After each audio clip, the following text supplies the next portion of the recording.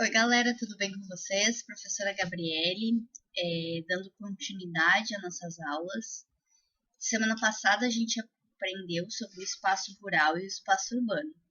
Essa semana a gente vai dar continuidade àquele assunto falando sobre a industrialização e urbanização do Brasil. Vamos seguindo? Então, pessoal, para vocês terem uma ideia da diferença de tempo, a primeira revolução industrial ela ocorreu na Inglaterra por volta de 1760. O processo de industrialização brasileira só vai acontecer a partir do século XX. Claro, né, pessoal? Existiam já algumas indústrias no Brasil, mas não significava, não era representativo para a economia. Então, qual era o contexto histórico do Brasil daquela época? Índice pouco expressivo de industrialização. Como eu falei, haviam algumas indústrias, mas não chegava a fazer uma representatividade na economia. Grande dependência de bens industrializados de fora. Eles vinham de fora, então eles eram importados. A gente não produzia diversos bens que a população precisava. Economia baseada na agricultura. Então, pessoal, essa agricultura era chamada economia de arquipélago. Por quê? Porque a gente tinha diversas produções de diferentes produtos em diferentes regiões no país, mas não era nada interligado. Cada produto era produzido no seu estado, em sua região, e esse produto saía do estado de origem diretamente para fora. Não havia nenhum processo, o Brasil não se preocupava em exportar um produto já manufaturado, já industrializado, não agregava nenhum valor naquele produto. Aquele produto em estado bruto saía do nosso país. Principal produto da época, dentre outros, né, pessoal? O principal era o café.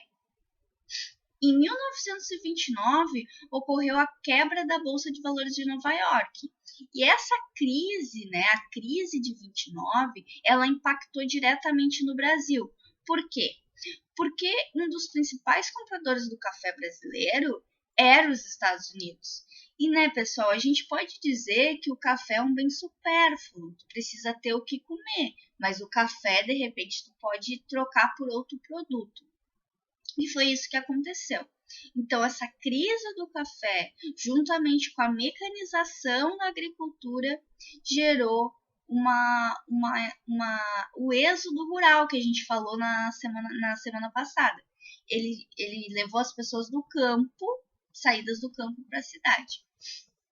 E essa crise, além de gerar essa quebra no café, ela também impulsionou os grandes fazendeiros, as pessoas que possuíam o capital, o dinheiro no Brasil, ela impulsionou essas pessoas a investirem em outros setores da economia, como a indústria. O Brasil é considerado um país de industrialização tardia e desigual. Por quê? A tardia porque aconteceu bem depois de vários países, né, pessoal? Então, ela tem uma industrialização que aconteceu bem, que nem eu comparei com a Inglaterra, que foi o pioneiro, foi em 1700, e o Brasil só vai ter em 1900 e pouquinho, então foi bem depois. E desigual porque ela não aconteceu em todas as regiões da mesma forma. Por que isso não vai acontecer? Porque algumas regiões elas tinham estrutura, as regiões que eram mais ricas, até as regiões que já tinham a estrutura do café, conseguiam se industrializar antes do que aquelas que não possuíam essa estrutura. Tanto do capital, né, pessoal, quanto também do humano. A gente tem que pensar que para uma indústria funcionar, precisa que várias pessoas trabalhem nessa indústria.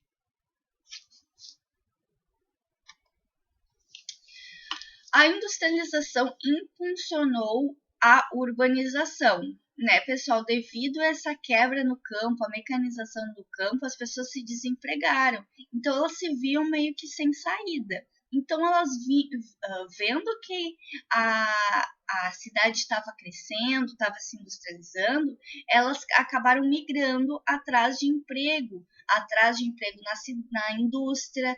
Também o comércio aumentou, porque essas cidades foram, de certa forma, crescendo, então tinha emprego tanto na indústria quanto comércio, quanto serviços.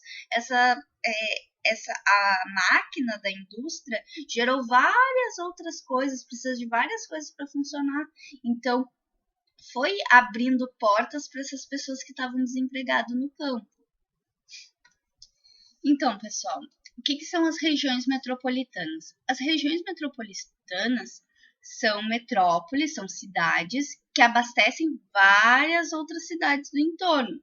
A gente pode até falar que Tubarão é uma região, é uma metrópole, porque ela abastece várias cidades da região, como Capivari, Jaguaruna, Gravatal e muitas outras aqui do entorno. Por quê? Porque ela possui um polo em saúde, uma grande universidade tem sua sede aqui, a gente tem mais emprego, então as pessoas vêm de dia para trabalhar aqui, retornam à noite para sua cidade. Então a gente pode dizer que toda essa região em volta é uma região metropolitana de Tubarão, que nem a gente vai em Florianópolis, ali São José, Palhoça, é a região metropolitana de Florianópolis. E o que é essa conurbação, aglomerado urbano entre cidades diferentes? É quando as cidades elas incham tanto, elas desenvolvem tanto, se urbanizam tanto, que a gente entra numa cidade entra e sai de uma cidade, a gente ultrapassa o limite, né, entre duas cidades e não percebe quando sai de uma e entra na outra.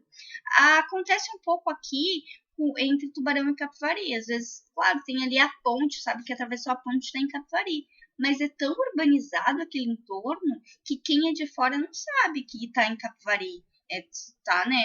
Não tem como saber, porque tá tudo tão urbanizado, é tudo tão, né? Tem comércio, tem tudo ali na volta, que tu não sabe quando tu tá numa e quando tu tá na outra. Agora a gente vai falar um pouquinho dos problemas que acontecem nas cidades, né? A partir dessa urbanização, quanto maior o número quanto mais urbanizada essa cidade, os problemas ficam maiores, né?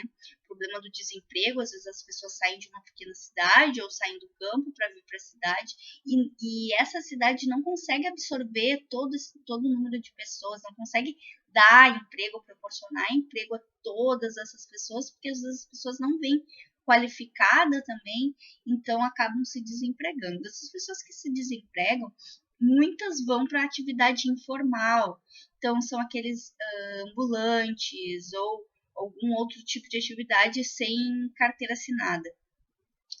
A gente, claro, precisa dessas pessoas, só que num caso assim de as pessoas ficarem doentes, elas não vão ter nem como receber, que nem agora na pandemia, que todo o comércio teve que ficar fechado. O trabalho informal foi o que mais sofreu, porque ele não tem como buscar ajuda, não tem uma empresa que o remunere, não tem como buscar ajuda num seguro-desemprego ou um seguro do governo, porque a atividade dele, como o nome diz, é informal, não é formalizada pelo Estado, pelo governo. Então, os trabalhadores que mais sofreram com a pandemia foram os trabalhadores informais. Quem não vai para atividade informal, infelizmente vai para a criminalidade, né, pessoal? As pessoas sem emprego, elas acabam se desesperando, acabam vendo que não vão ter recursos, né, nem para se alimentar e acabam caindo na criminalidade. Então, a criminalidade com o número de desemprego aumenta também.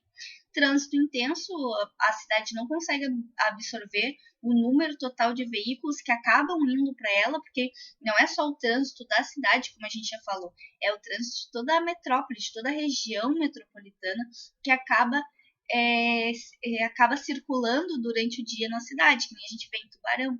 Por que Tubarão, ali na saída das escolas, na saída do serviço, a gente não consegue, às vezes demora 20, 30 minutos para atravessar a ponte? Porque não é só as pessoas da cidade, as pessoas de fora, elas estão vindo para cá ou estão indo embora para suas cidades, então o trânsito fica bastante intenso.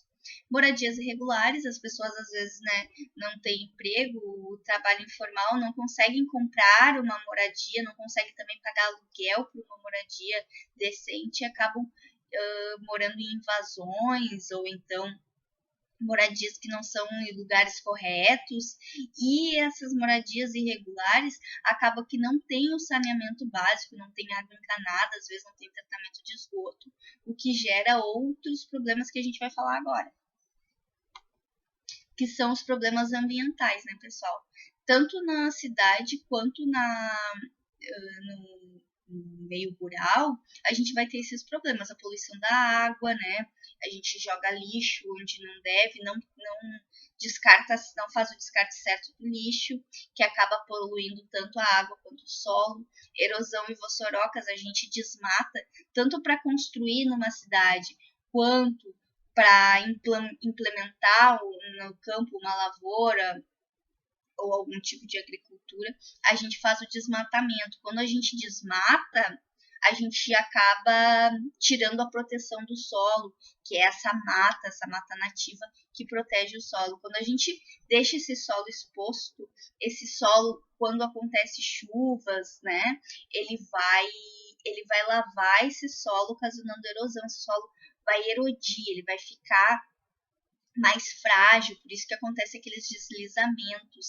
E a vossoroca é uma fenda que se forma de tanta chuva num solo que não tem proteção, vai formar uma fenda. Emissão de gases poluentes, principalmente na cidade, né, pessoal, que é onde a gente tem maior número de indústrias e também maior número de circulação de veículos, né, que emitem gases poluentes para a atmosfera.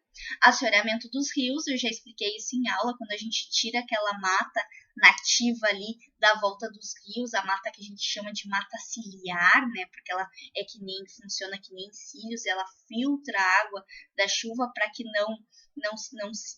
aquela volta do rio não vá para dentro do rio, né? Então, esse assoreamento vai ser o quê? Aquele solo que fica desprotegido em volta do rio, ele acaba indo parar no fundo do rio, o que vai fazer com que o nível de água suba muito e acabe causando enchentes, né, pessoal? E o uso de agrotóxicos. O uso de agrotóxicos, tanto para o alimento que a gente está consumindo, quanto ele vai parar também na água do rio, ele vai parar no solo. O uso abusivo de agrotóxico é muito danoso para a nossa saúde, pessoal. A gente não tem noção de quanto mal ele faz. E ele polui drasticamente o solo, ele polui a água. Então, ele demora muito tempo para sair do alimento, das frutas que a gente consome, dos legumes. A gente precisa lavar muito bem para conseguir tirar o veneno que é colocado para os insetos e para outras pragas. Eu acho que eu consegui resumir bastante. Desculpa se eu falo rápido. Deixe o comentário de vocês e até a próxima. Beijo grande.